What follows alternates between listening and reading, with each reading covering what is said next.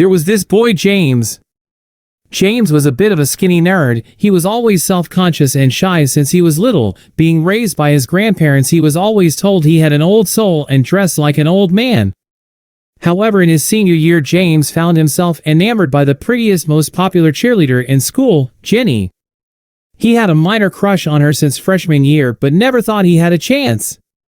He was determined to catch her eye and to finally tell her how he felt. After all, she had been broken up with the all-star quarterback Brian for a couple months, and gossip in the school was she had completely moved on. Now was his chance. He started to attending more clubs and after-school events that she did. He started running the track every day after school during cheerleader practice, not only to see her but to work out and get more confidence. He changes his hairstyle and starts dressing a little less dorky like his grandpa's style. A couple more months pass and prom is just around the corner. A line of boys have asked Jenny, but she has turned them all down.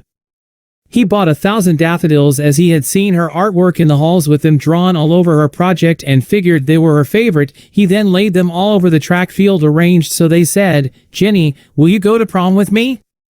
As their squad poured into the field for practice, she but couldn't quite make it out, so she climbed the bleacher, and when she saw this, hands over her mouth, she started to silently cry. She was at a loss of words for this surprise. James walked up behind her in a tux, tapped on her shoulder and said, "Well?" She turned around and then jumped on him with a hug, whispered to him, "I've only been waiting 4 years." It's set in James is a new man, confident, happy, and for once I'm his school life pop. The next month passes by, and on the night of prom he picks her up in a Cadillac limousine wearing a cream corduroy suite, though not too fancy. After all, his grandparents loved him well and were rather well off unbeknownst to most of his colleagues. Jenny comes out in a stunning black velvet dress with a silky red shawl draped around her shoulder, her father behind her. They line up for a photo, and her father leans in and says to James, "Young man, I would tell you to be home by midnight, but I think with you I don't have to worry a bit." To this, James have him a toothy smile and a firm handshake. "But still midnight all right?" Her father bellows, firmly though jovial in nature, as they enter their limo. They stop at every friend of hers and pick up all the couples on the way to prom, laughing in the back all the way as each new pair of friends entered the glossy carriage en awe.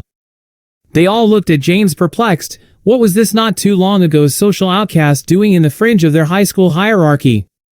The boyfriend shrugged it off and slapped him on the back as they entered, happy to be part of the grand. They arrived at prom after the extended joyride and leaped out of the caddy in anticipation of the night ahead, where they would mold what was supposedly their greatest and last adolescent adventure before entering adulthood. The whole school, teachers included, stood wonderstruck as these club presidents, jocks, and upper echelon of the school's social workings got off the stallion that drove them there. James was beaming with joy and pride for being at the front line of this attention, and the respect that came with it, as everyone knowing he was never a bully, liking him for who he was, simply a friend of the popular and the dredges. Arm in arm he walked in with Jenny, his Helen of sorts. They entered the assembly hall where everyone was gathered and mingling. She noticed some friends that were already there from acting class as they motioned her to come over to exchange pleasantries and gleam at each other's attire. She looked into James' eyes deeply for a moment and then kissed him passionately. After that moment, when their lips parted and the brief silence was over, she said, "I'm going to go catch up with Sarah from Mr. Brewer's class. I'm a bit thirsty. Could you grab us something to drink and catch up?" James replied, "Of course, darling. I'll be right behind you. Don't wander off too far yet." As she walked away smiling at him, she gave him a wink and mouthed, "Of course not." So he made his way through the jolly crowd to get the refreshments, and to his surprise, there was no punchline. Mr. and Mrs. Lips own a fishing business on the British seaside. One day, they had a child named Lucy.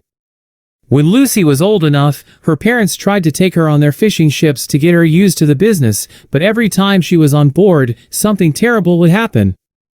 The first time, Lucy bumped into the captain and the boat ran aground. The second time, Lucy dropped the anchor too soon and the boat hit her. The third time, Lucy fired a harpoon at the deck and it sunk to the bottom of the ocean. Her parents refused to let her on their ships ever again, and Lucy became determined to prove herself a worthy sea woman. She went to the nearest Navy office and asked to speak with the officer. As soon as the officer opened the door, she shouted at Lucy to get out, saying she wasn't welcome there. The officer's assistant was shocked as he'd never seen the officer get so upset, so he asked why she'd turned Lucy away. The officer turned to her assistant and gravely said Lucy lips sink ships. A man walks out to the street and catches a taxi just going by. He gets into the taxi, and the cabbie says, "Perfect timing. You're just like Frank." Passenger, "Who?" Cabbie, "Frank Feldman. He's a guy who did everything right all the time." Passenger, "There are always a few clouds over everybody." Cabbie, "Not Frank Feldman. He was a terrific athlete. He could have won the Grand Slam at tennis. He could golf with the He sang like an opera baritone and danced like a Broadway star, and you should have heard him play the piano. He was an amazing guy." Passenger, "Sounds like he was really something special." Cabbie, "There's more. He had a memory like a computer. He remembered everybody's birthday. He knew all about wine, which foods to order and which fork to eat them with. He could fix anything. Not like me. I change a fuse, and the whole street blacks out. But Frank Feldman could do everything right every single time." Passenger, "Wow, what a guy." Cabbie, "He always knew the quickest way to go in traffic and avoid traffic jams. Not like me, I always seem to get stuck in them. But Frank, he never made a mistake, and he really knew how to treat a woman and make her feel good. He would never answer her back even if she was in the wrong, and his clothing was always immaculate, shoes highly polished too. He was the perfect man. He never made a mistake. No one could ever measure up to Frank Feldman." Passenger, "How did you?"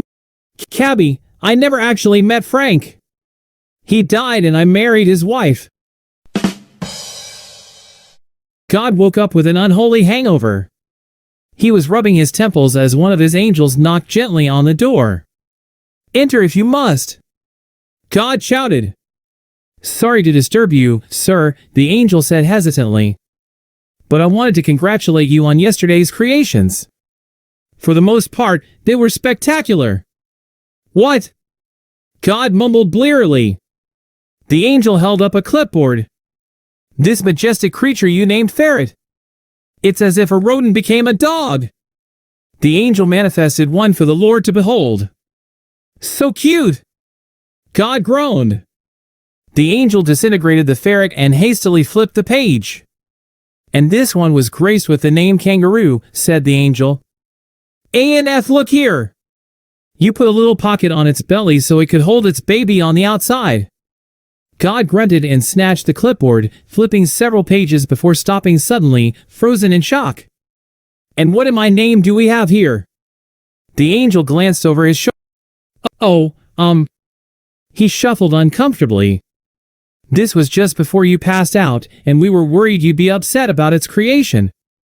But you seemed to like it. You were very adamant about naming it. I wasn't naming it." God bellowed in disgust. "I saw a beaver fucking a duck and I told it to stop." The angel's eyes widened. "OHH, that makes much more sense now," he said, glancing at the clipboard. "All you kept shouting was Polytopus."